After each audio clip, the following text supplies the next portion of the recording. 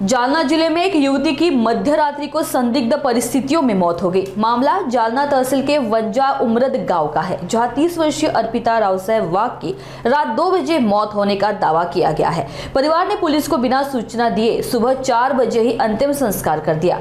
जानकारी मिलती पुलिस और स्थानीय क्राइम ब्रांच की टीम ने स्मशान भूमि पर पहुंचकर कार्रवाई की, जहां शव जलाया जा रहा था। परिजनों ने दावा किया कि मृतका ने फांसी लगाकर आत्महत्या की, लेकिन पुलिस को सूचना न देना और गुपचुप अंतिम संस्कार करना संदेहजनक माना जा रहा है। फिलहाल पिता और 2 भाइयों को हिरासत में लेकर पूछताछ की जा रही है। पुलिस ने आकस्मिक मृत्यु का मामला दर्ज किया है और शव को बिना सूचना जलाने को लेकर अलग मामला दर्ज करने की प्रक्रिया चल रही है। वंजार उमरद नावाचा गाव आहे जालना तालुका पोलीस स्टेशन हद्दीत। इथे सकाळी पोलिसांना अशी माहिती भेटली होती की रात्रीमध्ये एक मुलीचा यंग 21 जवळपास वयाची मुलीचा संशयास्पद मृत्यू झालेला आहे आणि ते कुठलेच पोलिसाला न सांगता रात्रीमध्ये त्याच्या कुटुंबाने अंत्यविधी पण केली।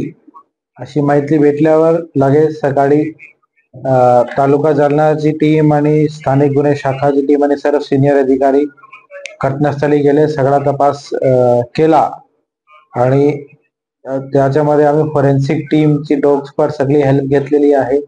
जो काही अंत्यविधी नंतर अवशेष मधून काही सॅम्पल्स वगैरे डीएनए साठी घेण्याचा, तसेच घरामध्ये सगळ्या फॉरेन्सिक पुराव्याच्या दृष्टिकोनातून पुरावे गोळा पोलिसांनी केलेले आहे आणि पुढे याच्यामध्ये आता एक आकस्मिक अननॅचरल डेथची तक्रार जो जुना सीआरपी 774 म्हणायचा एडी ती दाखल केलेली आहे। तसेच जो काही ही पुरावा पोलिसाला न सांगता नष्ट केला आहे किंवा प्रेतचा अंत्यविधी केला आहे त्याप्रमाणे पण गुन्हा दाखल करण्याची प्रोसेस सुरू आहे आणि पुढचा आता तपास याच्यामध्ये नेमका कारण काय, कशामुळे झाली आणि काय फाऊल प्ले आहे का ते सगळ्याची तपास आम्ही करत आहोत। सर बॉडी विल्हेवाट लावून याविषयी एक वेगळा त्याचा वेगळा गुन्हा दाखल होणार आणि नेमकं कारण काय मृत्यूचा, नॅचरल कारण आहे, सुसाईड आहे किंवा काय फाऊल प्ले आहे, म्हणजे ते सगळ्या अँगलने आता आम्ही तपास करणार।